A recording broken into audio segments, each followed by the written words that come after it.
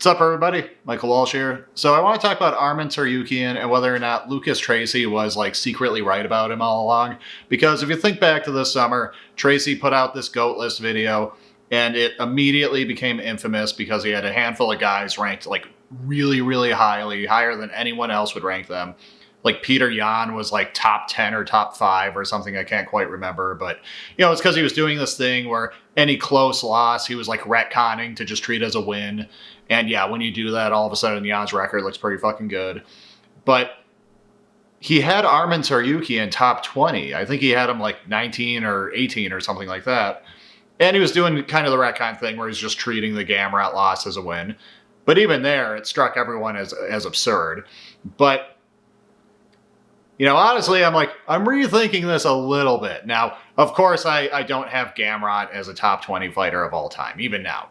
And even if you want to retcon the Gamrot loss as a win, I still wouldn't. But looking at his resume, he's got a lot of really great fucking wins. And I know he's not yet the champion, and who knows, maybe he'll never be the champion, but as it stands, he has wins over Dan Hooker, Charles Oliveira. You can debate the Gamrot one. I was okay with that decision because, to me, Tsarukyan kind of got roped into Gamrot's game, and it became a wrestling match, which is what Gamrot wanted. And Tsarukyan was getting tired. He was getting kind of knackered from the whole thing.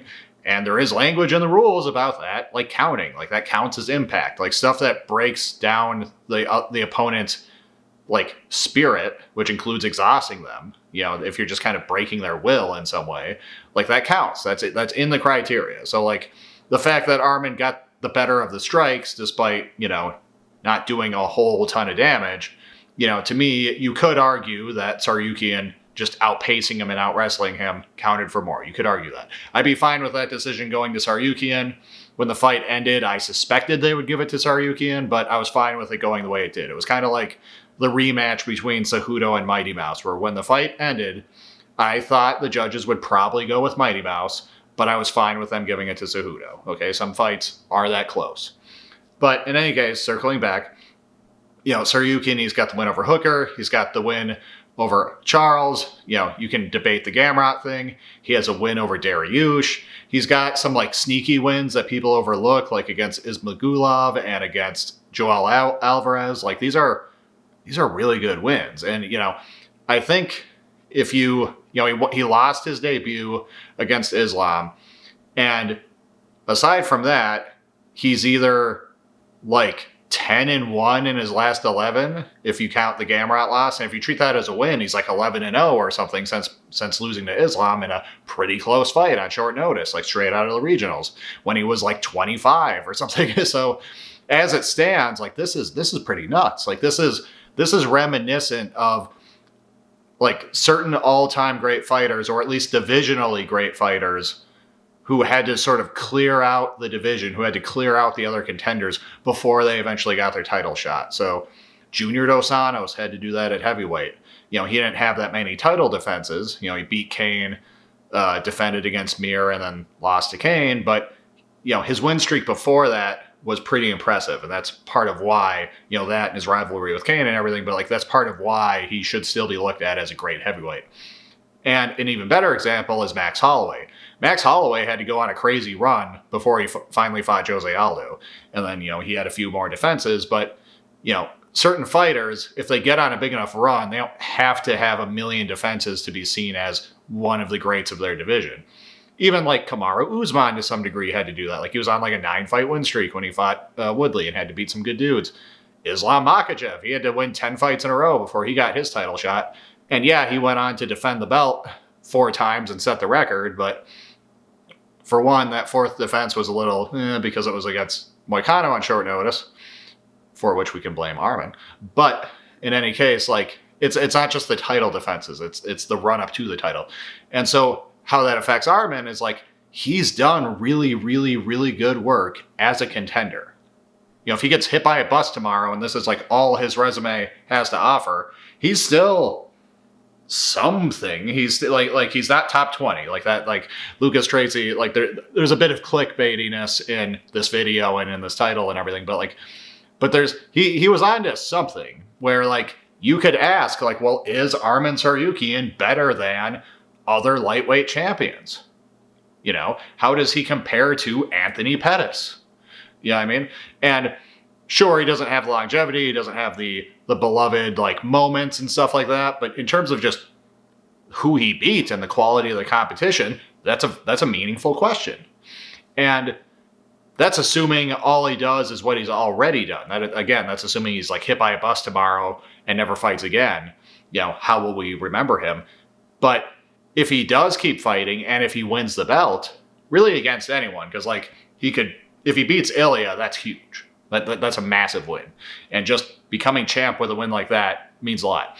But you never know. What if Ilya leaves? What if Ilya fights? What if they do the super fight and Ilya goes and fights Islam and Arman fights someone for the vacant belt? What if he fights Paddy for the vacant belt and becomes champion?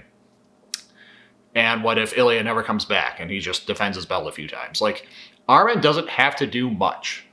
You know, a couple of title wins, and all of a sudden he's going down somewhere in the GOAT list. And by GOAT, I don't mean like the tippy top of the GOAT list. I'm not saying top 10, top 5. But he's not far away from he's not far away from what Lucas thought he was, is ultimately what I'm saying. And depending on how it plays out, like, he's got a real shot, because I'm not picking him to beat Ilya. I think that's a tough matchup. I mean, I think he offers Ilya the best challenge at lightweight, but nevertheless, I would pick Ilya. But A, he might not fight Ilya, you know, because Ilya might leave. And I like his chances against everyone else. B, he's very young, so like I think he's still only like 28 or 29. So even if he like lost to Ilya, Ilya won't be around forever. Ilya might beat him and leave right away, and then Arman fights for a vacant belt or something. And you know, like he it's very realistic that he could be a champion and he could get a few title defenses pretty quickly, you know, within a couple years. And that does a lot. Like that he doesn't have to do much more because of the quality of names already on his resume as a contender, you know. And that's just how it goes for those guys. Again, just think about Junior Dos Santos. Just think about Max Holloway. Like this is how that happens. So honestly, like, I think it's unlikely he doesn't achieve that. Meaning, even in a worst case scenario where he fights Ilya and loses, I don't think Ilya will be around forever, because I think he's just waiting for the shot to, you know, to go up and fight Islam, or, you know, whoever's up there, you know, and chase that triple champ status. Like, Ilya clearly doesn't, he kind of wants to emulate what McGregor did. He doesn't want to stick around forever. He wants to retire young. He wants to do the McGregor-Khabib thing.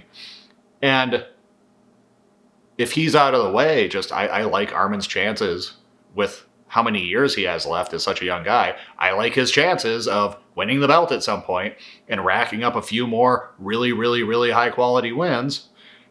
And at that point, it's kind of undeniable. He's like somewhere in the GOAT list, somewhere in a prolonged, protracted GOAT list.